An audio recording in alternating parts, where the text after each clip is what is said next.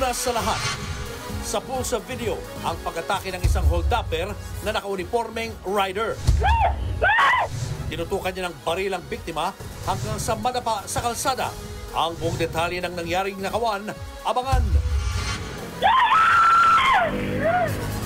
Ngayong ika-6 na araw ng Pebrero taong 2025, Pangulong Bongbong Marcos wala raw kinalaman sa pag-impeach kay VP Sara. Pero handang magpatawag ng special session sa Senado para masimulan na ang paglilitis. Ang ate naman ng Pangulo na si Senator Amy, lalabanan daw ang impeachment sa kaibigan niyang si VP Sara. Pinakamalaking puslik na droga ngayong taon. Halos 3 bilyong pisong halaga ng shabu itinago sa mga dried mango. Sa pulsa CCTV, 10 menor de edad na miyembro ng gang huli sa pang-hazing. Lungga ng mga peking PWD ID sinalakay. Mahigit 100 sasakyan sunod-sunod na nagsalpukan dahil sa makapal na hamog.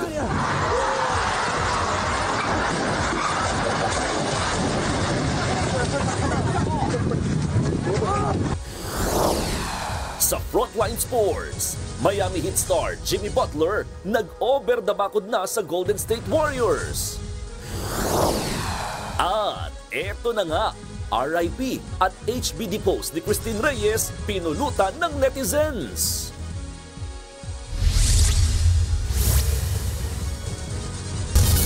Sa pulsa video ang pang-hold up sa isang babae sa Eskinita sa Taguig. Biglang nanutok ng barilang sospek na nakauniforme ng motorcycle taxi. Pag-amin ng barangay, hindi raw yan ang unang beses na may na-hold up sa lugar. Nasa frontline balitang yan si Gary De Leon. Mag-aalas 6 ng umaga kahapon nang dumaan sa Daya Street sa Barangay Pembo, Taguig ang babaeng ito. Nakabuntot sa kanya ang isang lalaki na naka-uniforme ng pang-motorcycle taxi. Ilan saglit pa, naglabas ng baril ang lalaki sabay hablot sa bag ng biktima. Nagpumiglas ang nagulat na babae, nadapa pa siya at nahulog sa hagdan. Ang holdupper naman, pinulot pa ang nahulog na cellphone ng biktima. Saka umalis tangay ang mga gamit na iwang nagsisisigaw ang babae. Kuya!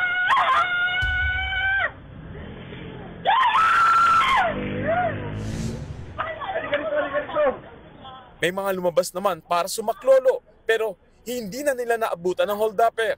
Dito sa lugar na to nangyari yung pang-hold up ng rider sa babae. Madilim at masikip ang lugar na to at may hagdanan pa. Kaya wala nang nagawa ang babae kundi umiyak na lamang at tawagin yung holdupper para ibalik sana ang kanyang gamit. Sa investigasyon ng barangay, pauwi na sa boarding house niya ang babae mula sa trabaho nito sa BGC. Nadaanan daw ng babae ang isang rider sa gilid ng eskinita na hindi naman niya pinansin. Ang hindi alam ng babae, ito na pala ang holdupper na nag-aabang na mabibiktima. Natangay ng suspect ang bag na may lamang mga gadget at wallet at cellphone. Aminado ang barangay na nagiging pugad ng holdapan at krimen ang Dahlia Street.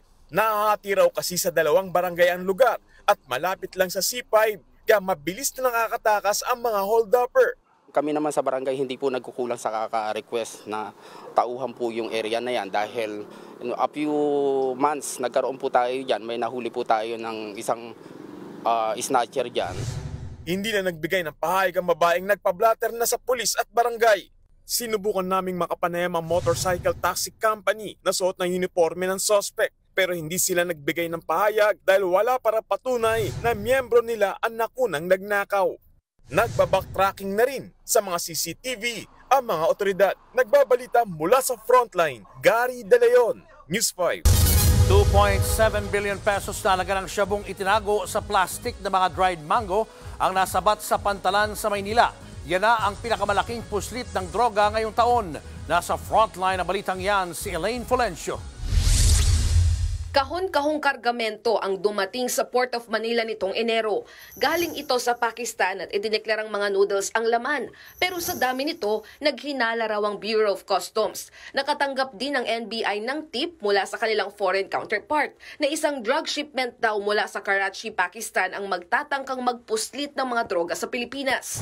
Ipinaamoy ang mga kahon sa canine dog ng PIDEA at nang umupong aso, hudyat ito na may droga nga sa loob. Nang buksan ng mga kahon na patunayang budol ang mga kargamento. Bukod sa noodles, may mga laman din itong plastic ng dried mangoes. At nang buksan ng pakete ng dried mangoes, shabu ang laman. Aabot sa 404 kilograms ng droga ang nasabat na nagkakahalaga ng 2.7 billion pesos. Ito na raw ang pinakamalaking halaga ng iligal na droga na nasabat ngayong taon ayon sa Department of Justice. 5 inaresto kabilang ang consignee at mga sangkot na broker. Hindi nila akalain na buko na sila. So dumating sila and when we open the boxes, ayun na nga, tumambad na nga ang mga laman ay ganito. So hindi na sila makaatras, we immediately place them under arrest. Mas hihigpitan daw ng gobyerno ang pagbabantay sa mga pantalan para hindi sila malusutan. Magkakaroon na ng plano or strategy kung paano natin hulihin yung mga nagpapasok ng droga through the ports. Sinampahan na ng mga reklamong paglabag sa Dangerous Drugs Act, Unlawful Importation at Misdeclaration at Customs Modernization and Tariff Act ang mga naaresto. Nagbabalita mula sa Frontline, Elaine Fulgencio, News 5. Listado sa Maynila ang lungga ng mga gumagawa ng mga pekeng PWD ID. Nasa Frontline balitang yan si Ian Suyu.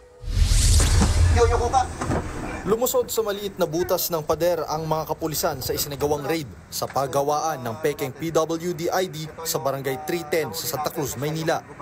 Hindi na nakapalag ang 3 suspect na nahuli sa aktong nagpiprint ng mga pekeng ID. Ito yung nahuli natin na siya yung gumagawa. Aside doon sa na-orderan natin kanina na 2 nagpagawa dito. Sinalakay ng Manila Police ang lugar matapos daw silang makatanggap ng sumbong mula sa concerned citizen kaugnay sa talamak umanong bentahan ng ID. Ang siste, kapag nakakuha ng customer na magpapagawa ng pekeng PWD ID, maghihintay ang kliyente sa napagkasundo ang lugar. Sa inisyal na investigasyon, nagkakahalaga ang isang fake PWD ID ng nasa 200 hanggang 500 pesos. At ayon rin mismo sa mga pulis, ang mga nagpapagawang kliyente ay galing pa sa Manila, Caloocan at may umaabot pa sa Cavite at Bulacan. Sa unang tingin, mukhang legit ang mga pekeng PWD ID, kaya magagamit sa panloloko. Gaya nila lahat. Pati pirma ng mayor, kuhang-kuha nila. Because every cities have different template or design ng kanilang PWD card. So, kuha nila yun. Aminado naman ang mga suspect sa illegal na gawain. Ang isa nga sa kanila, 6 na taon na raw nagtatrabaho bilang fixer ng pekeng ID. Dati na po yun, sir. Malit pa ako eh. Magkano ang kinikita mo? Minsan, binibigyan kami 100. 150. Nag-aalok lang po. Bago lang po ako sa sir. Hindi po ako marunong talaga. Sa akin po nila pinapasa yung gawa. Tapos? Tapos ako po yung gumagawa. Paano nyo nakukuha yung mga pirma-pirma ng mga mayor-mayor? May binibigay na sample yung mga customer. Nasa kustodiya na ng MPD ang 3 na mahaharap sa reklamong paglabag sa Article 171 o falsification of documents. Nagbabalita mula sa Frontline, Ian Suyu, News 5.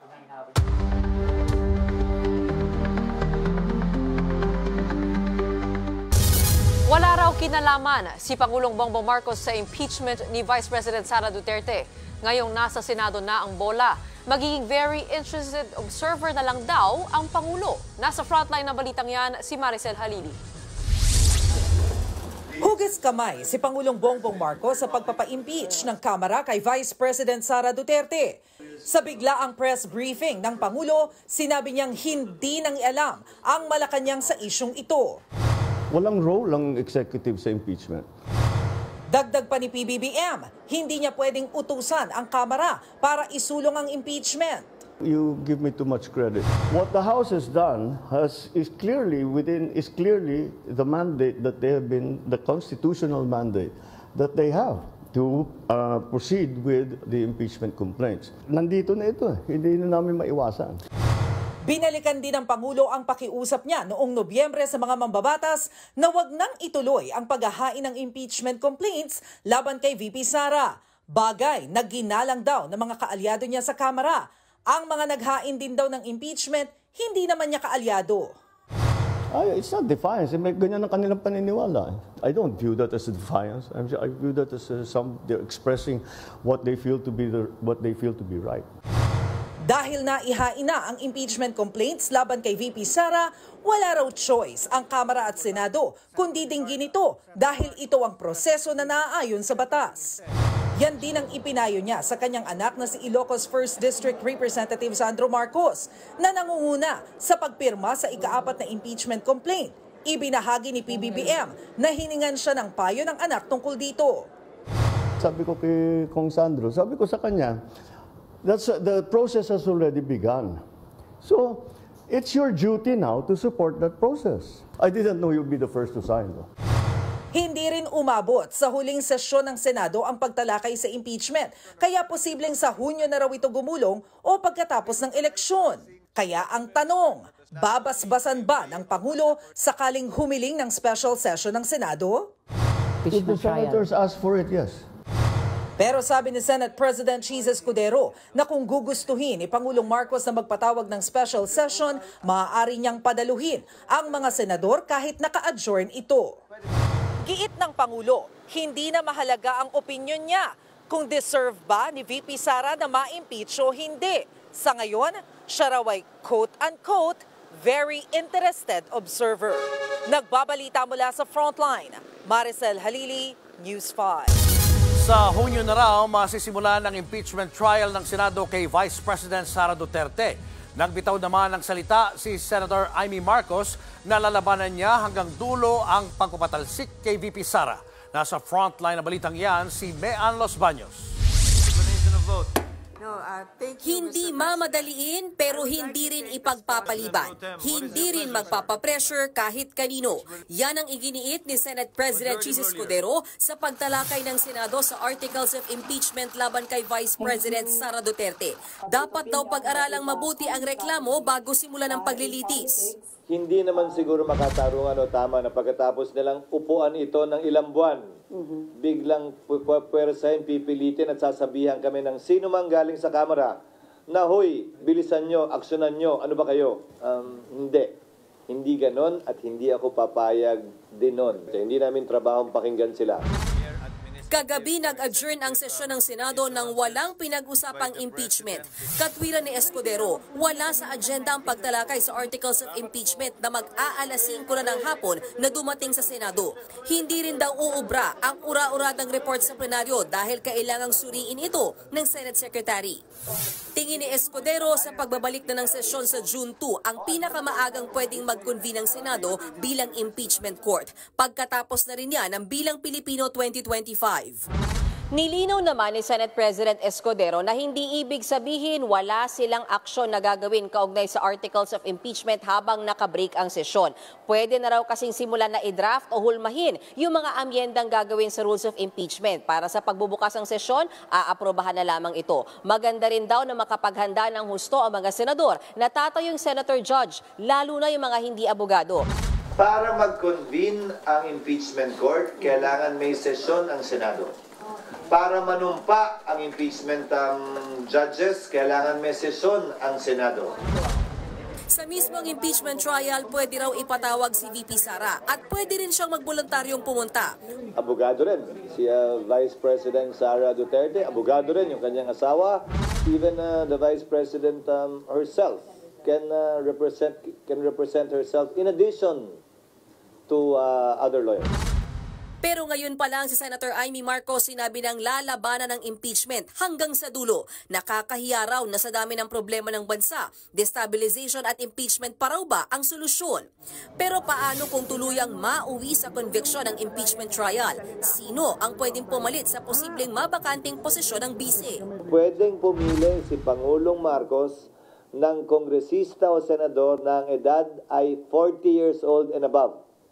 Matapos siyang pumili bilang kanyang nominado, pagbobotohan yan by a majority vote ng magkabilang Kamara, House at Senate. Voting separately.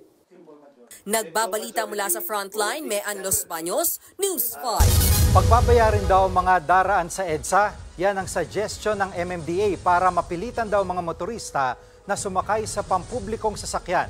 Live mula sa EDSA Reliance, sa Frontline balitang yan, si Gerard de la Peña. Gerard, ano ang pulso ng mga motorista sa toll sa EDSA? Alam mo, Jiggy, yung mga nakausap nating driver ng mga pampublikong sasakyan ay hindi pabor dyan sa suggestion na yan dahil mababawasan nga naman yung kanilang kita. Isa nga itong congestion charging sa mga lumulutang na reforma bilang bahagi nitong comprehensive traffic management plan na binubuo para mga naman kahit paano ay mabawasan yung traffic na nararanasan natin dito sa EDSA. Wala nang pinipiling oras ang traffic sa EDSA, kaya ang nakikitang solusyon ng mga otoridad, maningil ng congestion fee sa mga daraan sa EDSA sa mga piling oras. Sa madaling sabi, para yang toll. Ganyan din daw ang diskarte sa Singapore, Seoul, South Korea, London at maging sa New York sa Amerika. Unang-una, it was just a suggestion. Pero ang ating Pangulo po mismo ang nagsabi na pwede lamang yan kung may alternatibo na, kung efficient na yung mass transport natin.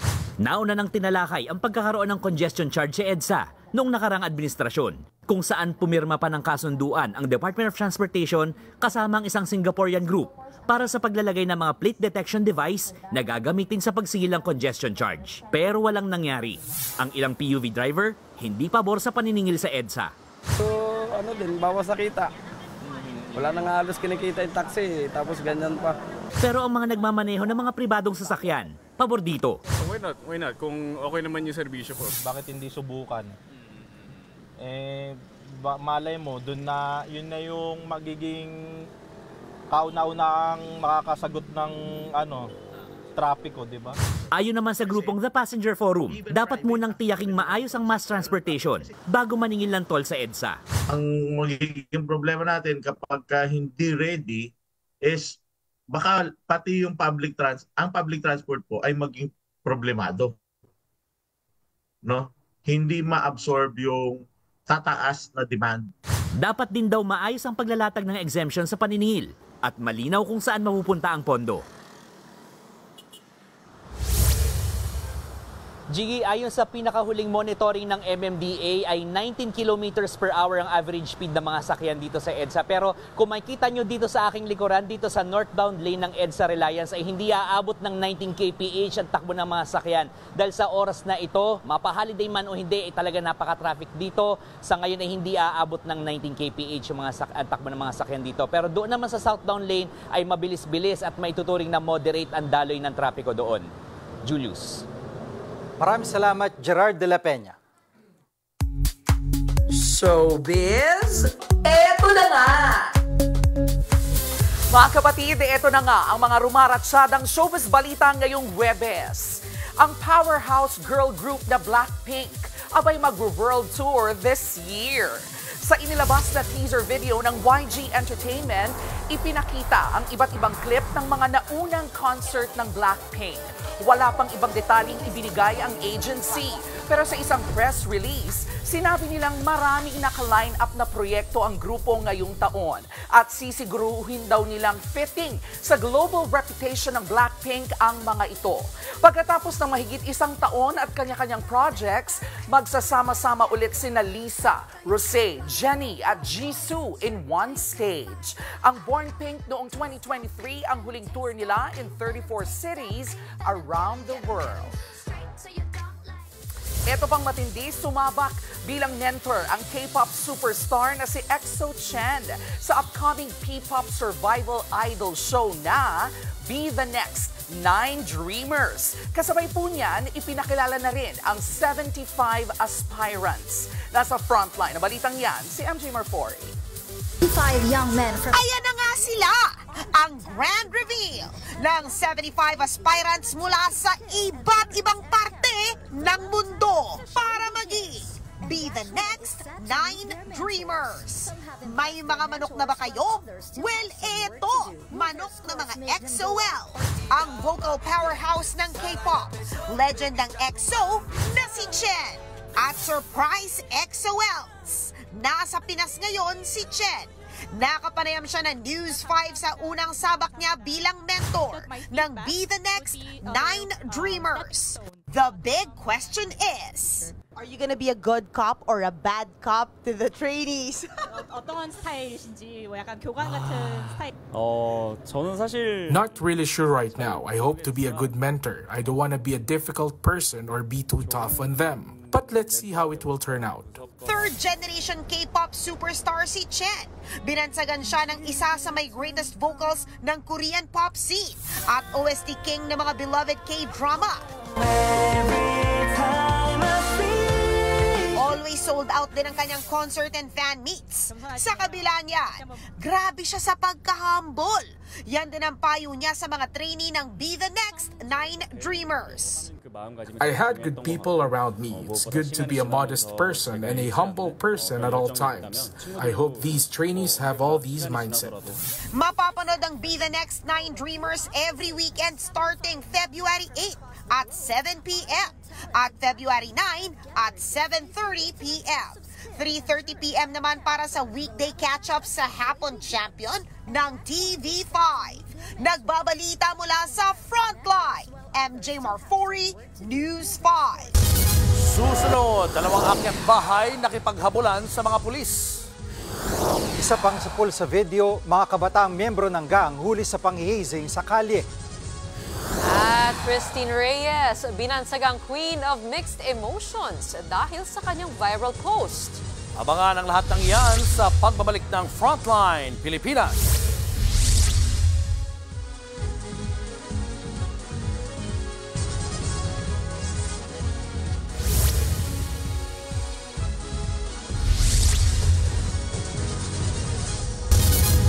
Mga kapatid, Julius Babaw po. Nasa Middle East o sa amang dako ka ng mundo, manatiling may alam at may pakialam sa mga may init na balita dito sa ating bansa. Simulan po natin ang bawat araw sa tuloy-tuloy na balitaan sa Frontline. Mag-follow at mag-subscribe sa social media pages ng News 5. Sapul sa videong pambubugbog ng 12 kabataan sa isang lalaki sa kalye sa Maynila. Napag-alamang kabilang sa isang gang ang mga nambugbog at ang biktima. Nasa Frontline balitang yan si Dave Abuel. Pasado alas 11 ng gabi nitong linggo nang makunan sa CCTV ang kumpulan ng mga kabataang lalaking yan sa Santa Ana, Maynila. May pagkakataong nagsisipulasan sila kapag may paparating na ibang tao. Maya-maya, nagkumpulan ulit ang grupo at bigla na lang pinagsusuntok at pinagtatadyakan ang isa sa kanilang kasama. Ilang beses na tumba at napaupo ang lalaki. Natigil lang ang pananakit nang may dumating na mga nakamotorsiklong pulis pala. 12 ang dinampot kabilang ang 10 minor de edad. Ayon sa pulisya, ang nangyaring bugbugan ay initiation sa Gang of Fraternity na tinatawag na 30-second massacre. Kung saan makakaranas yung biktima ng suntok, tadyak, hanggat matapos yung bilangan na yon. Nagsisisi naman ang isa sa mga naaresto. Mangiyak-ngiyak siya habang may dalang rosaryo. Pero giit niya, hindi naman malakas ang suntok at tadyak nila. Hindi naman po todo, parang nagbibiroan lang po. Nakikita lang po namin yun sa Facebook po, ginagaya lang po namin. Pinamediko legal ang 18 anyos na biktima at nakita ang mga pasa sa iba't ibang bahagi ng kanyang katawan. Ang dahilan ng biktima kaya siya sumali sa gang ay para raw magkaroon ng maraming kakilala. Sa ilalim sa social intervention ang mga minor de edad na nahuli. Maharap naman sa reklamong paglabag sa anti-hazing law ang dalawang nasa legal na edad na. Nagbabalita mula sa Frontline, Dave Abuel, News 5. Nauwi sa habulan ang follow-up operation ng mga pulis laban sa dalawang lalaking akyat bahay sa Novaliches, Quezon City. Sa kuha ng CCTV, nakipagpatintero sa pulis ang mga kawatan. Pero sa hinabahaba ng takbuhan sa presinto, ang bagsak ng mga sospek. Sa investigasyon, nilooban ng dalawa ang isang bahay sa Barangay Agustin.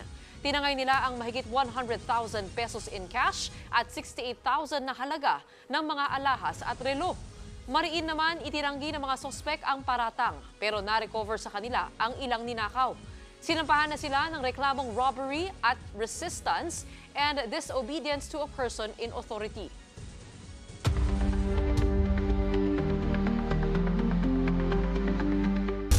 Hindi raw totoo na may kapalit na ayuda ang pagpirma sa impeachment laban kay Vice President Sara Duterte. Hindi raw issue sa House Prosecution Panel kung pumirma man o hindi. Nasa Frontline na balitang yan si Marian Enriquez. and endorsed by Representative... Hindi raw makaapekto sa katayuan nila sa Kamara ang mga mambabatas na hindi pumirma sa impeachment complaint laban kay Vice President Sara Duterte. Yan ang nilinaw ng mga kongresistang tatayong prosecutor sa impeachment trial ng bise. Ayon kay Iloilo 3rd District Representative Lawrence Defensor na isa sa mga prosecutor, sigurado naman daw na may mga kanya-kanya silang rason sa desisyon nilang hindi suportahan ang pagpapatalsik kay VP Sara. We respect that.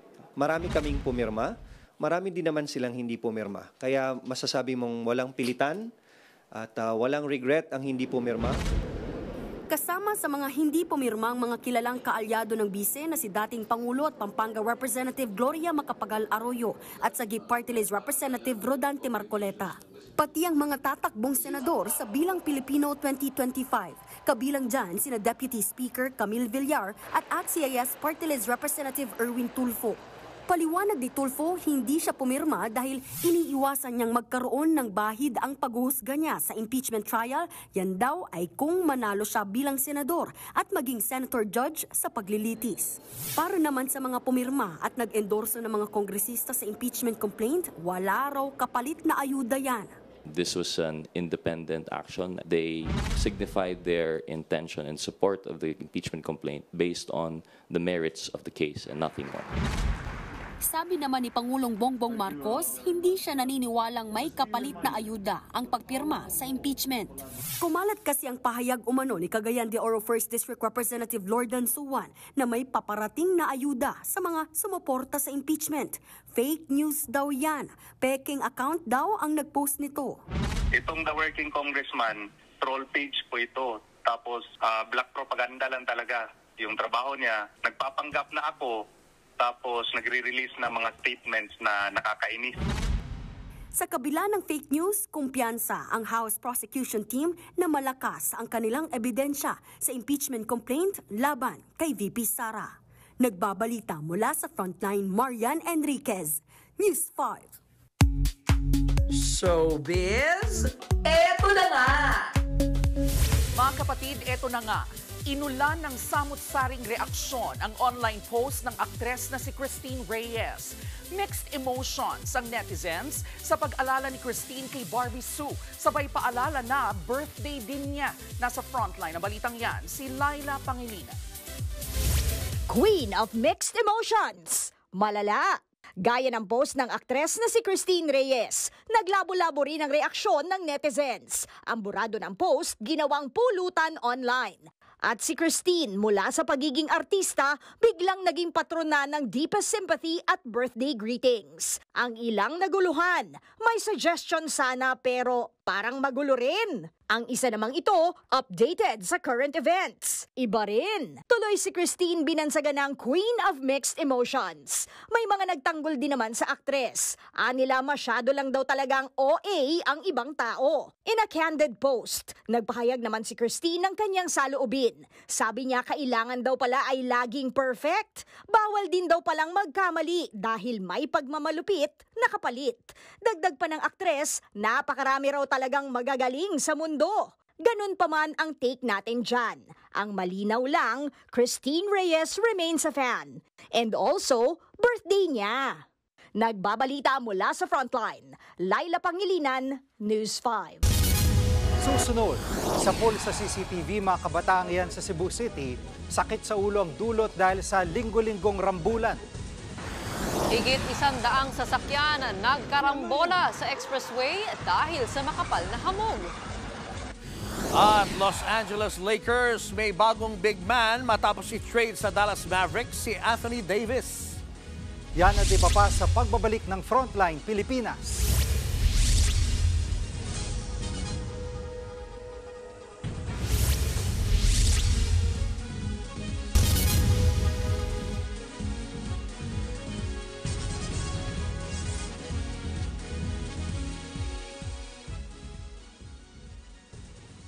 Mga kapatid, Julius Babaw po, nasa Middle East o saan mang dako ka ng mundo, manatiling may alam at may pakialam sa mga mainit na balita dito sa ating bansa.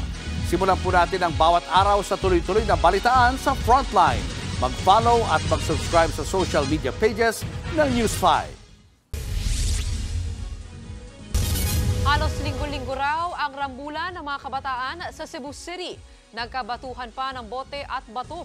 Nasa frontline ng balitang yan ang aming Visayas correspondent na si John Aroa. Alauna ng madaling araw kanina sa Lacandula Street sa San Nicolas sa Cebu City. Nagkumpulan ang dalawang grupo ng mga kabataan. Maya-maya, kanya-kanya silang suguran. May nagbatuhan pa ng mga bote at bato. Ang isang lalaki may daladalang pamalo. Ilang beses yan nangyari kahit pa may mga dumaraang sasakyan. Tumagal yan ng halos kalahating oras. Karamihan sa mga nakirambol, nasa edad 12 hanggang 17 anyos. Halos linggo-linggo rin daw ang gulo sa lugar. Nakahasol na ginigmay sa barangay, no? Nakakaperwisyo talaga sila ng malaki sa barangay namin. Naresolban na ito noon. Ngunit bumalik ulit sila. Kadalasan, nagyayabangan. Nakausap ng News 5 ang isa sa mga batang sangkot sa gulo. Ang punot dulo raw ng rambol, away babae. Giit pa niya, mga kabataan sa kabilang barangay ang nanguna. Sumugod sila dito.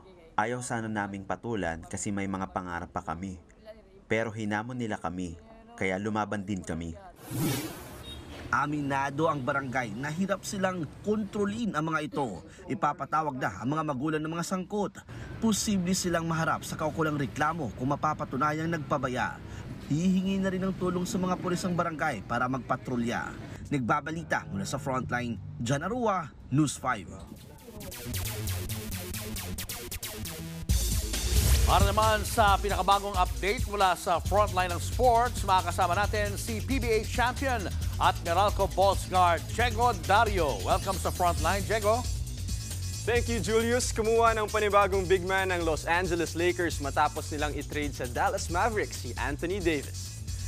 Si Charlotte Hornets center Mark Williams ang kinuha ng Los Angeles Lakers para punan ang naiwang role. Ipapadala naman ng Lakers sa Hornets sina Dalton Knecht at Cam Reddish at isang first-round pick sa 2030 draft. Ayon sa ilang sources, ang panibagong move ng Lakers ay kasunod ng meeting ng bagong Lakers guard na si Luka Doncic sa executives ng team. Nagpalitan din ang players ang Milwaukee Bucks at Washington Wizards. Mapupunta sa Bucks si NBA champion Kyle Kuzma kapalit ni All-Star forward Chris Middleton. Bukas na ang trade deadline ng NBA kaya nakaabang pa ang fans sa lipatan ng mga player. Susunod, higit 100 sasakyan nagkarambola sa expressway dahil sa makapal na hamog. At OG action star Harrison Ford balik big screen sa Captain America Brave New World. Tutok lang mga kapatid, magbabalik pa ang Frontline Pilipinas.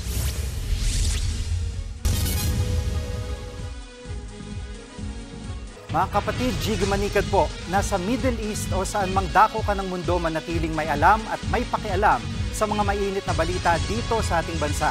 Simulan natin ang bawat araw sa tuloy-tuloy na balitaan sa Frontline. Mag-follow at mag-subscribe sa social media pages ng News 5. Nagkarambola may higit 100 sasakyan sa China. Sa video kitang pagsalpok ng sunod-sunod na sasakyan sa mahamog na expressway. Sinubukang parahin ng mga motorista mga paparating pang sasakyan pero nagdire-diretso mga ito dahil na rin sa madulas na kalsada. Sinugod sa ospital ang mga sugatang motorista. Natanggal na rin sa expressway ang mga nadisgrasyang sasakyan.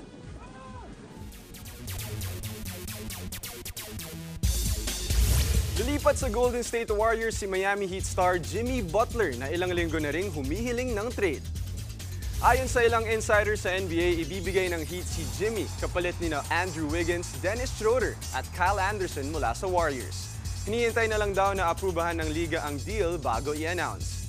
Kung matutuloy, ito na ang ikalimang team ni pupuntahan ni Jimmy. Dati na siyang naglaro para sa Chicago, Minnesota, Philadelphia at pinakahuli nga sa Miami. Makakasama ni Jimmy sina Stephen Curry at Draymond Green sa pag-asang makakuha ng NBA Championship. Susunod, OG action star Harrison Ford muling mapapanood sa big screen sa Captain America Brave New World. Marami pa kayo mga balitang dapat malaman sa pagbabalik ng Frontline Pilipinas.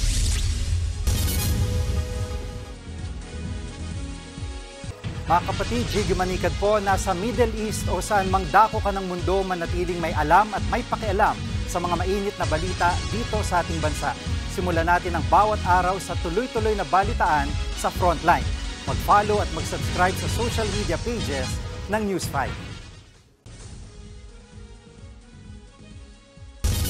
Bibida sa bagong Marvel movie na Captain America Brave New World ang OG action star na si Harrison Ford. Pero bago yan, ipalabas, nagkaroon muna ako ng pagkakataong makapanayam ang Hollywood legend. And I haven't always agreed on how much latitude enhanced individuals deserve. But what you've accomplished has given me reason to reconsider. Balik big screen si Harrison Ford, ang 82-year-old na Hollywood legend, gagampanan ang role na iniwan ng award-winning actor na si William Hurt. Kung dati general lang ng militar si Thaddeus Thunderbolt Ross sa mga pelikulang The Incredible Hulk at Avengers, ngayon siya na ang Pangulo ng Amerika na nagiging isang Red Hulk. Ayon kay Ford, isang malaking karangalan para sa kanya ang pumalit sa kaibigang si Hurt. He'd laid such a firm foundation. So I respect very much what he had done, but what I was being asked to do was something that hadn't happened to Bill in his tenure with the character. Nang tanungin ko si Harrison kung pamilyar siya sa Pilipinas, nagulat ako sa kanyang sagot. Well, we filmed at Pak San Han Falls. Well, I was only there for 9 days, but it was a fabulous experience. Inihambing pa nga niya ang kanyang karanasan sa ating bansa sa pagpasok niya sa Marvel Cinematic Universe. What a wonderful environment, a very exciting, vibrant jungle environment. It was fantastic to be there. It's just like going to the Philippines. Mysterious, exciting. Bago mapanood dito sa Pilipinas ang Captain America Brave New World sa February 12, may panawagan si Harrison sa kanyang mga Pinoy fans. Hello to my friends in the Philippines. I hope you will enjoy Captain America Brave New World. You're not Steve Rogers. You're right. I'm not. Mga kapatid, Cheryl Cosing po. Nasa Estados Unidos, Canada o saan man dako ka ng mundo, manatiling may alam at may pakialam sa mga maiinit na balita dito sa ating bansa. Simulan natin ang bawat araw sa tuloy-tuloy na balitaan sa Frontline. Mag-follow at mag-subscribe sa social media pages ng News 5. Ipinasara ng Department of Migrant Workers ang isang illegal na Japanese training agency sa Malate, Maynila. Ang modus, magpapatraining at mag-aalok ng trabaho pa Japan pero budol pala. Nasa frontline ng balitang yan si Rainiel Pawid. Pinaskilan ng closure stamp ng ilang opisyal ng Department of Migrant Workers ang Japanese Language Training Center na ito sa Malate, Maynila na illegal daw ang operasyon. Naaktuhan dito ang tatlong nagte-training na pare-parehong pinangakuan ng trabaho sa Japan. Pero budol pala. Ano sabi sa inyo? Bahala na po kami maghanap ng applyan po na ito. Once na nakapasa naman na madali na lang po kami makahanap.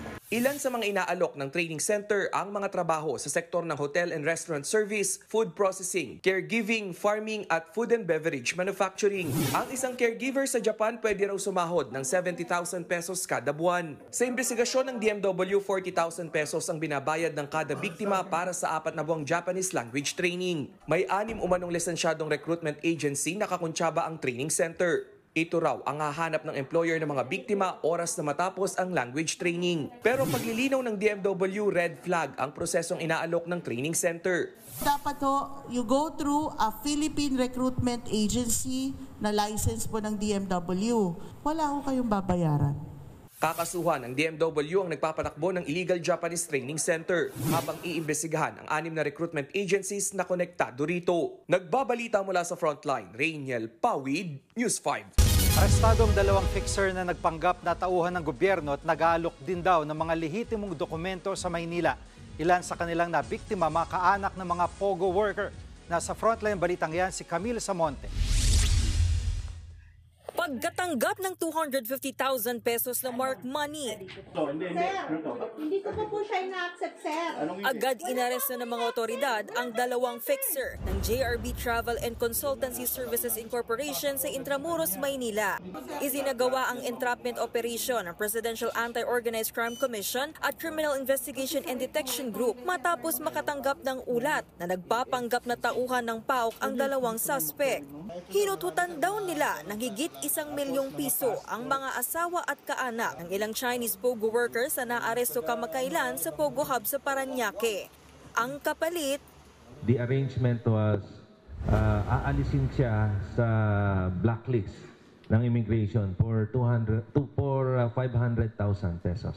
We got documents, o may mga documents kami ngayon na nakita na about yung delisting sa blacklist.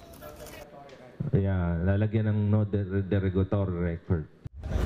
Bahagi raw ng malaking sindikato ang mga naarestong fixer at posibleng may mga kasabwat sa loob ng ahensya ng gobyerno. Nag-aalok din kasi sila ng lehitimong PSA birth certificate at marriage certificates, dole alien permit at iba pang government IDs sa mga foreign national na may problema sa immigration status. Sa isang dokumento ngang nakumpiska, may isang dayuhan na ginaya ang taktika sa pagkuha ng dokumento ni dating Bambantarlac Mayor Alice Go kung saan late ipinarehistro ang birth certificate para makakuha ng pasaporte bilang Pilipino. Gusto nilang gawin yung style ni Alice Go. They process yung pagkuha ng certificate of marriage. Meron po, nakakuha kami ng birth certificate here. We have a birth certificate here. And finally, yung passport po, wherein obviously the picture is a foreign national but she's bearing a Filipino name. Iniimbestigahan naman ng Bureau of Immigration kung may kasabwat ang mga fixer sa kanilang ahensya. If we see anyone na involved dito sa kaso na ito na merong connections or transactions, then haharap po yung empleyado na yon sa administrative cases sa Bureau of Immigration and possible criminal charges. Nasa kustodiya na ng PNP-CIDG ang mga suspect at mahaharap sila sa mga reklamong robbery, extortion, usurpation of authority, estafa at grave coercion. Nagbabalita mula sa Frontline, Camille Samonte, News 5. Sandamakmak na deposit slips na nagkakahalaga ng ilang milyong piso ang nadiskubre ng NBI sa condo unit ng inarestong spy sa Makati City. May nakuha ring iba pang device na posible raw ginagamit sa pagmamanman. Nasa frontline ng balitang yan si Elaine Fulgencio. Bit-bit ang search warrant. Pinasok ng mga ahente ng NBI Special Task Force ang condo unit na ito sa Makati City. Ito raw ang pinupuntahan ng naarestong Chinese national kasama ang 2 Pinoy na iniuugnay sa umano'y pang-espiya sa ilang kritikal na lugar sa bansa, kabilang ang mga base militar. Nadiskubre sa kondo ang iba pang mga equipment na gamit umano ng Chinese. Pwede niyang magamit for remote access, no?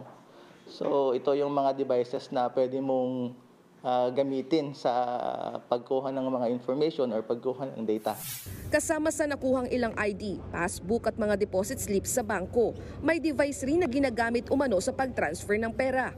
Titingnan ho natin kung ito ay personal na transaction ba or ito ay mga transaction na may kinalaman dun sa activity nila dati. They range from like 300, 400 to 1 million.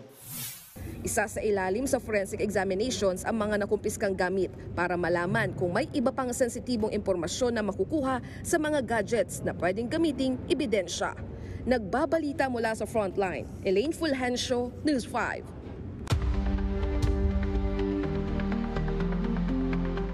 Iginiit ng Makabayan Bloc na pwedeng talakayin ng mga senador ang impeachment kay Vice President Sara Duterte kahit naka-session break sila.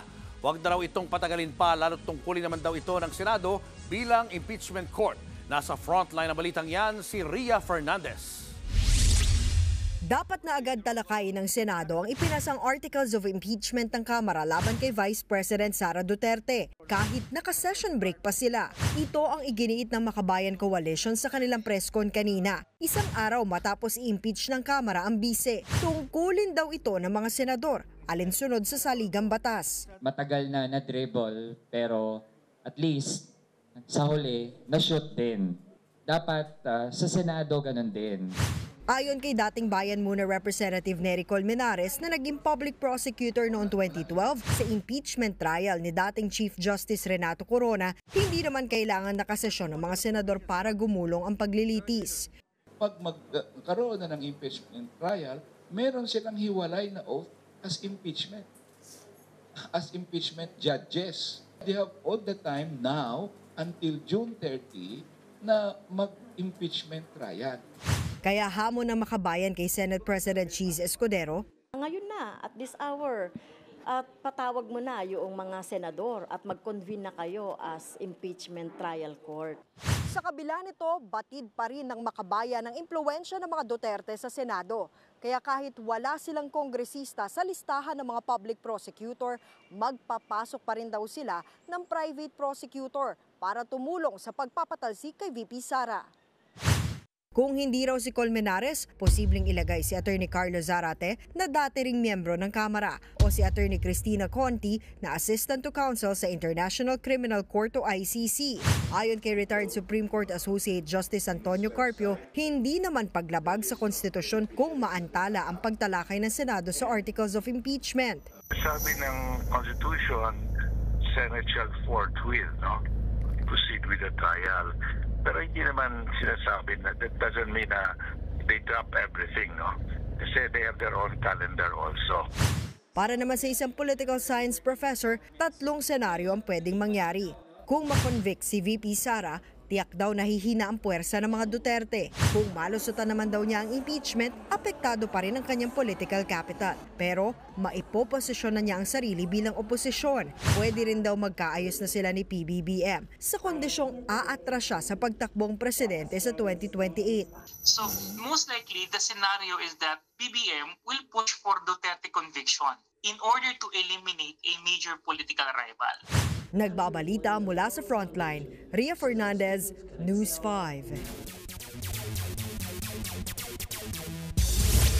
Nagpapatuloy ang PBA Commissioner's Cup playoff action ngayong Huwebes.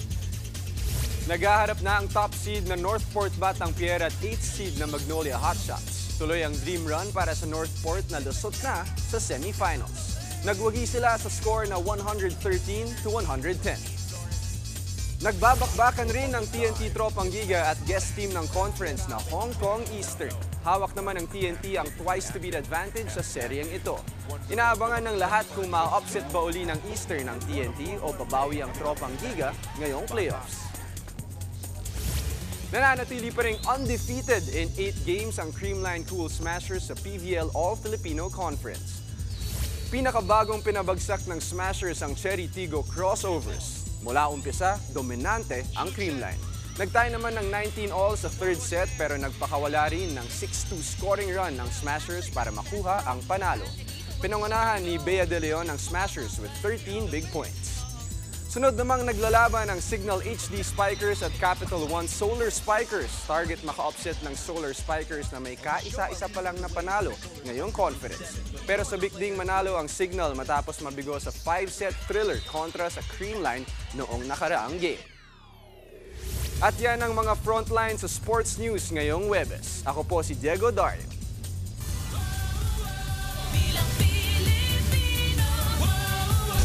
Papayagan daw ng COMELEC ang libreng pag-iendorso ng mga artista at influencer sa mga kandidato ngayong Bilang Pilipino 2025. Pero may kondisyon daw. Kung ano yan, alamin sa Frontline Report ni Mon Gualvez. Aminin natin, kapag inendorso ng sikat ang isang kandidato, may hatak yan sa boto. Ang madalas na sinasabi ng mga politiko, walang bayad yung ganyang endorsement. Pero may pagdududa riyan ng COMELEC. Aminin na natin na hindi naman pumura pagka po kayo nag-avail ng isang celebrity. Pagka ang isang ordinaryong nangangampanya o kumakandidato, bumili lamang ng mga t-shirt, kinakailangang i-report. Ito pag nagbabayad ng milyon, hindi kinakailangan i-report at sasabihin sa atin libre. Kaya naman, may kondisyon na inilatag ang COMELEC sa mga kandidatong papayagang i-endorso ng artista, influencer o sikat na online content creator. Kailangan daw magkamag-anak ang endorser at kandidato hanggang second-degree relatives. Kapag hindi kaanak ang endorser, kailangang ideklara sa Statement of Contributions and Expenditures o SOSE. Tungkol naman sa unang Bangsamoro parliamentary elections na iniurong sa Oktubre, sinabi ng COMELEC na hindi pa sigurado kung yung mga automated counting machines na gagamitin ngayong eleksyon ay parehong makinang isasalang sa botohan sa BARM. Nirentahan lang daw kasi ang mga makina mula sa Meru Systems ng South Korea. Titingnan natin yung performance nila dito sa darating na halalan. To see is to believe muna tayo. Aabot sa mahigit 3,000 automated counting machines ang kakailanganin para sa kauna-unahang BARM parliamentary elections. 2.5 billion pesos naman ang kakailanganing pondo sa naturang eleksyon. Nagbabalita mula sa Frontline, Mon Gualvez, News 5. Kinalawig pa ng 4 na buwan ni Pangulong Bongbong Marcos ang termino ni PNP Chief General Romel Marbil. Ayon sa palasyo, magsisimula ang extended term ni Marbil sa birthday niya sa February 7, kung kailan siya dapat nakatakdang magretiro alinsunod sa mandatory retirement age ng PNP na 56 years old. Una na ring sinabi noon ni DILG Secretary John Vic Remulla na posible talaga ma-extend ang termino ni Marbil para tapusin muna ang election period sa Hunyo. Suportado naman ng PNP ang term extension ni Marbil para tuloy-tuloy raw ang paghahanda sa halalan. To make sure po na yung patuloy po nating ginagawang security preparation for election ay hindi po magkakaroon po ng biglang change of leadership at makakaapekto po doon sa ginagawa natin pong preparation for elections. Showbiz, eto na nga! Mga kapatid, eto na nga, feel-good kilig ang hatid sa netizens ng tila chance meeting ni Sandara Park at Alden Richards. Ang picture nila together, ipinost po ni Dara. Nagpasalamat din si Dara sa pagdalaw ni Alden sa set ng Be the Next 9 Dreamers. Kasama nga sa naki-heart ng post na yan ang BFF ni Dara na si Joros Gamboa. Napareminisce naman ang ilang fans dahil si Alden abay kamukha raw ni Hero Angeles na ka-love team noon ni Dara. Si Dara po ang host ng bagong P-pop survival show na Be the Next 9 Dreamers na ipalalabas sa TV5 simula po ngayong Sabado. Eto pa, muling inalala ng mga artist na naging bahagi ng Meteor Garden si Barbie Sue. At ang isang fan, binalikan ang alaala ng una niyang makita ang iniidolong aktres. Nasa frontline ng balitang yan, si News 5 digital producer Von Belinario. Oh my God, can you say hi to my vlog? Hi! Oh my God. Ultimate fangirl moment para kay Victoria ang makita, makapagpa-picture at mayakap ang idol niyang si Barbie Sue.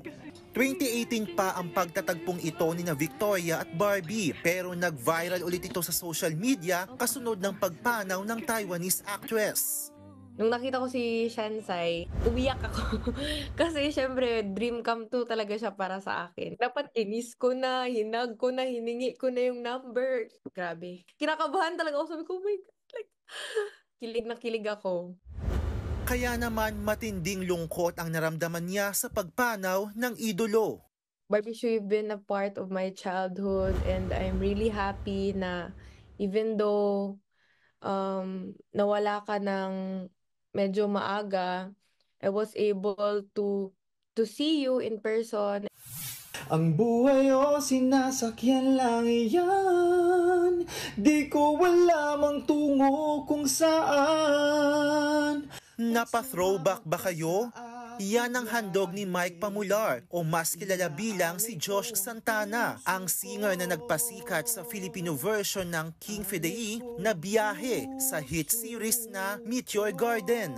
Kwento ni Josh sa News 5, paraan niya ito para alalahanin at pasalamatan si Barbie at sa nagawa ng Meteor Garden sa kanyang career noon.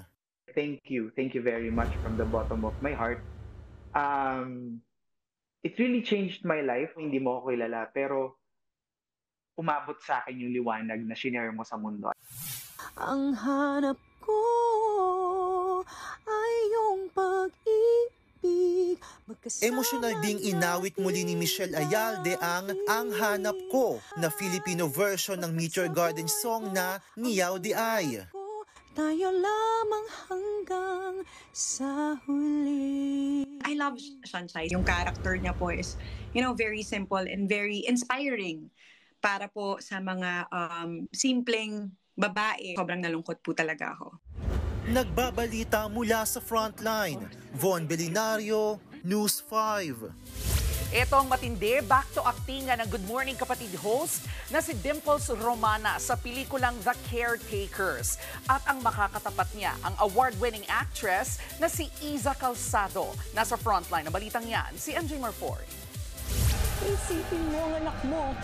Huwag mo akong pingilan, hindi ako natatakot sa kanila. Intense, nakatatakutan at aktingan.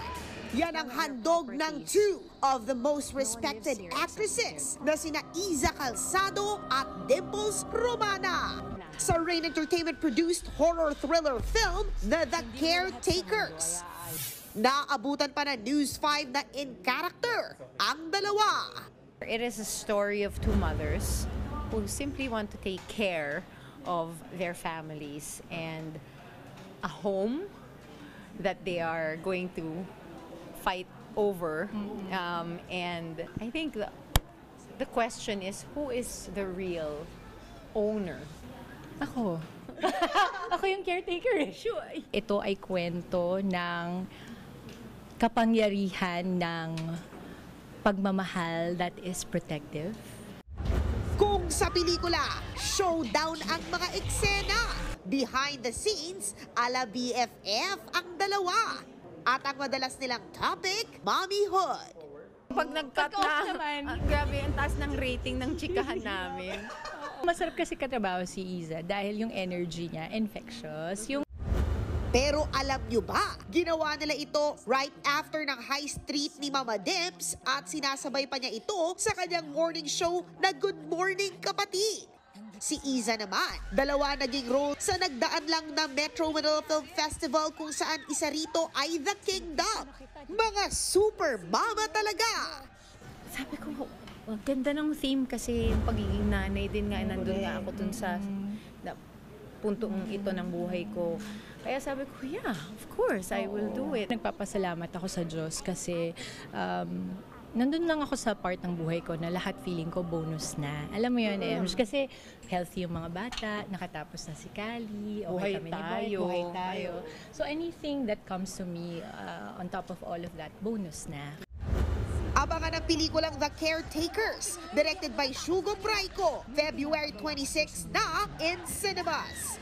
Nagbabalita mula sa Frontline, MJ Marfori, News 5. At yan nga po ang maiinit na showbiz update ngayong Webes. See you tomorrow mga kapatid. Ako po, si Jervy Wrightson. At yan ang mga balita at impormasyong dapat niyong malaman sa araw na ito. Mga balita para sa may alam at may pakialam. Kami ang inyong mga kasangga sa Frontline Pilipinas.